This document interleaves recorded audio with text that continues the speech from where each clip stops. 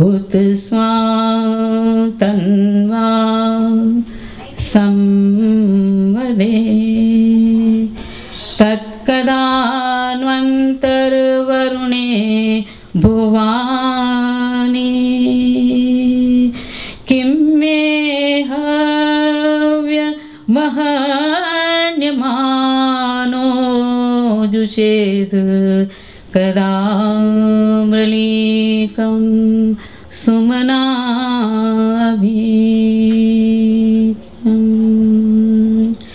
यस्य मे हिमवन्तो महित्वा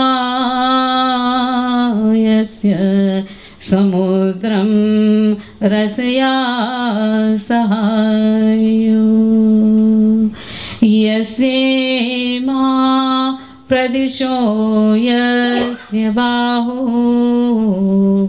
कस्मै देवाय हविषा विधेम मूसो न शिष्णा वयदन्ति माद्य स्तोतारं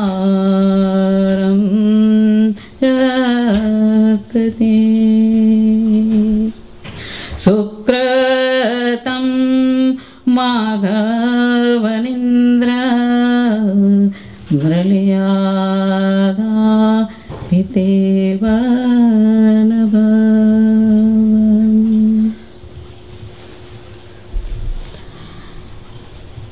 सबको आए हुए सज्जनों और देवियों, भद्र पुरुषों, आप सबों को इस वैदिक सत्संग में स्वागत करते हुए जो प्रसन्नता मिलती है उसका आप अंदाज नहीं लगा सकते हैं। 3 साल पूरे होने को आए हैं जब से मैंने ये सत्संग प्रारंभ किया था। मेरे पूज्य पिताजी, उनको इस संसार से विदाई लिए हुए 4 साल हुए हैं, लेकिन ये मेरे भाई और मेरी बहन जो यहाँ पर उपस्थित हैं, उनकी प्रेरणा से और उन्होंने जो मुझे उत्साह दिया, इस वजह से मैं सत्संग प्रारंभ कर पाई। और वैसे पूरी मेरी फैमिली जो है मेरे संग है। हमारा उद्देश्य जिज्ञासु परिवार का ये है, क्योंकि मेरे पिताजी ने करीब 43-44 साल पहले इस नगरी में, अमेरिका की,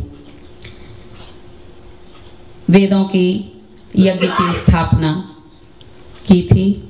आज 43 समाज हैं और आपको ये जानकर खुशी होगी कि सब समाजों ने ये घोषणा की पिछले महीने कि हर साल एक दिन उनको श्रद्धांजलि हर मंदिर अर्पित करेगा। तो हम बच्चे उनके अपने को कंगाल तो महसूस करते ही हैं उनके जाने के बाद, लेकिन जो उन्होंने छींटें हमारे ऊपर गिराई हैं उसका प्रभाव मेरे ख्याल से थोड़ा बहुत पड़ा है। और मेरा उद्देश्य सिर्फ ये है कि वेद का प्रचार और प्रसार हो इस नगरी में, और ये अकेले नहीं हो सकता है। इसलिए सत्संग के माध्यम से मैं ओम का नाम, जो प्रभु का नाम है, और वेद का प्रचार और प्रसार की पूरी कोशिश कर रही हूँ।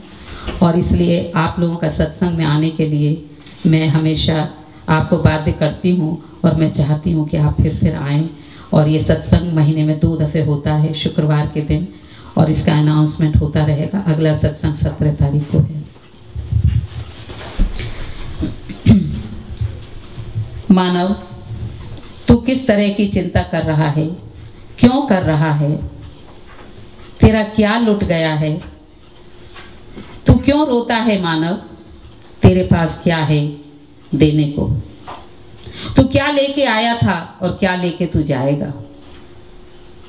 खाली हाथ आए थे, लेकिन ले जाने के लिए ये हमें मानव चोला मिला है। नॉर्म प्राय आप सुनते हैं, खाली हाथ आए थे खाली हाथ जाएंगे। ना, खाली हाथ आए थे जरूर, लेकिन कुछ लेकर जाएंगे। और जो कुछ हमें लेके जाना है, और वो उसको कहते हैं धर्म और कर्म। तो सबसे बड़ी संपत्ति जो हम कमा सकते हैं इस मानव जीवन में, वो है धर्म और कर्म। उस धर्म और कर्म की संपत्ति को कमाने के लिए ही हमें प्रभु ने ये मानव चोला दिया है। ये गीता का सार है। तो इसलिए इस द्वंद परिस्थितियों में रहकर भी मनुष्य को तप, जप और उपासना के माध्यम से हमें ये मानव की यात्रा पूरी करनी होगी। क्योंकि जितने 33 तत्व हैं हमारे शरीर में, जब तक वे तत्व आत्मा का सहयोग न देंगे तब तक हमारे जीवन की यात्रा संपूर्ण नहीं हो सकती है। आप कहेंगे कि आत्मा का प्रवेश जन्म है या आत्मा का प्रस्थान मृत्यु है। बिल्कुल सत्य है, लेकिन आप इसके बाद जाते कहां पर हैं ये आपके कर्मों पर आधारित है। इसलिए वेद धर्म जो है कर्मों पर आधारित है, त्यागवादी धर्म है, मर्यादावादी धर्म है। और अगर हमें अपने वैदिक धर्म को बचाना है तो हमें अपने मूल ग्रंथों की रक्षा करनी होगी जो कि वेद हैं, और उनकी रक्षा होगी तो हमारी संस्कृति की रक्षा होगी, संस्कृति की रक्षा होगी तो हमारे संस्कारों की रक्षा होगी, और संस्कारों की रक्षा होगी तब जाके फिर से वैसे ही महापुरुष फिर से पैदा होंगे और हम पूरे संसार में ओम की ध्वजा फैला सकते हैं। तो ये हमारा कर्तव्य है, जो विरासत हमारे ऋषि मुनि छोड़ गए हैं हमारे लिए, उनको हमें सुरक्षित रखना है। और वो खाली मानव प्राणी ही कर सकता है। वेद, उपनिषद, पुराण, स्मृति ग्रंथ, दार्शनिक शास्त्र, वेदांग, वेदोपगांग और जितने भी ये वैदिक धर्म यानी वेदों पर आधारित जितने भी आप देखते हैं ग्रंथ हैं, उनका स्वाध्याय करना बहुत जरूरी होता है। तभी हम जाके ये पहचान पाएंगे कि मैं कौन हूँ। विवेकी इंसान ही ये प्रश्न करता है अपने आप से कि मैं कौन हूँ, कहाँ से आया हूँ, क्या करना है और किस लिए भेजा है और कहाँ जाना है। विवेकहीन मनुष्य तो खाता है, पीता है और सो जाता है और कहता है एक ही जन्म तो मिला है तो इसमें खा लो, पी लो और मौज कर लो। अगर यही आपका उद्देश्य है तो फिर आपके लिए धर्म कोई मायने नहीं रखता है। लेकिन हम सब सोए हुए हैं। सोए हुए का अर्थ होता है आध्यात्मिक नींद। शारीरिक नींद से तो हम सब उठ जाते हैं, सुबह उठते हैं, शाम को सो जाते हैं, ये शारीरिक निद्रा है और शारीरिक जागृति है। लेकिन आध्यात्मिक जो जागृति है उसका अर्थ ये होता है स्व को पहचानना। जब तक आप ये नहीं जान पाते कि मैं कौन हूं, तब तक आपने ये मानव जीवन व्यर्थ किया है। ये चेत वेदी तद सत्यमस्तिनो चेती अवेदी न महंति विनिष्टः भूतेश भूतेश विचिंत धीराः प्रत्येष्मा लोकादमृता भवन्ति। अगर तूने इस जन्म में ही, इस मनुष्य के चोले में तूने उस परमेश्वर को याद नहीं किया तो तेरा ये जीवन बिल्कुल बेकार है। परलोक की तो तू क्या बात कर सकता है।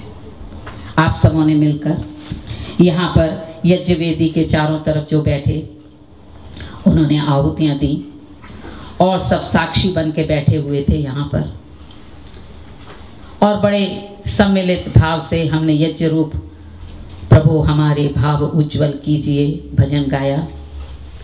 उसके बाद आरती भी की हमने, थोड़ा पानी कोई ला दे। आरती भी की हमने। तो ये यज्ञ जो है ये इतना जरूरी क्यों है? मुझे किसी ने प्रश्न किया था आज कि ये हवन जो है आप करती हैं, ये यज्ञ जो होता है इसका ठीक है अग्नि जला ली, स्वाहा कर दिया, आहुतियां डाल दी, इससे होता क्या है डॉक्टर साहिबा? तो आज मैं उन बहन का उत्तर देना चाहती हूँ कि मैं हवन क्यों करती हूँ और हवन क्यों करना चाहिए, यज्ञ का क्या उद्देश्य है। एक दफे याज्ञवल्क्य ऋषि ने जो जनक राजा के पास बैठे हुए थे, तो जनक राजा ने यह प्रश्न किया, यही प्रश्न कि यज्ञ का महत्व क्या है।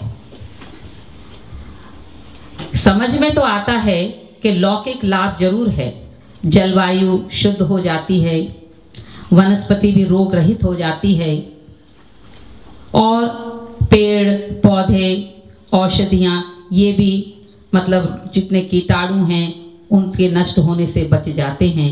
हवन करने से, लेकिन ये परलौकिक लाभ हमारी समझ में नहीं आया है। इसको आप समझाने की कोशिश करें और मेरी शंका को दूर करें। तो याज्ञवल्क्य ऋषि ने कहा, राजन, यज्ञ जो है सबसे श्रेष्ठतम कर्म माना गया है, क्योंकि वैदिक धर्म का केंद्र बिंदु यज्ञ है। अगर कोई आपसे ये प्रश्न करे कि ये वैदिक धर्म क्या है, जिसे आप सनातन धर्म कहते हैं, उसमें दो चीजें हैं, यज्ञ और योग। यज्ञ करो, शुभ कार्य करो, और योग माने मिलो प्रभु से।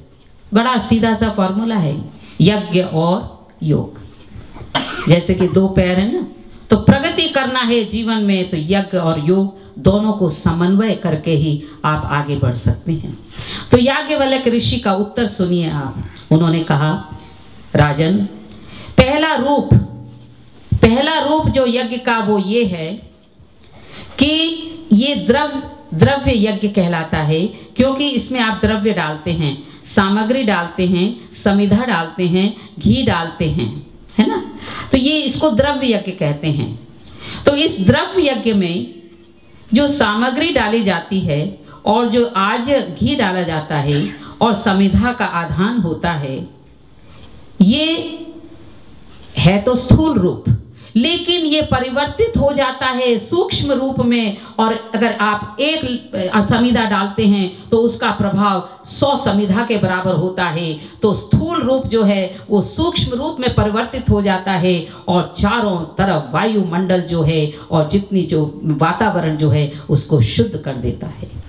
जैसे कि आप एक लाल मिर्चा डाल दो अग्नि में, देखो सब छींकने लगेंगे, पड़ोसी भी छींकने लगेंगे। तो उस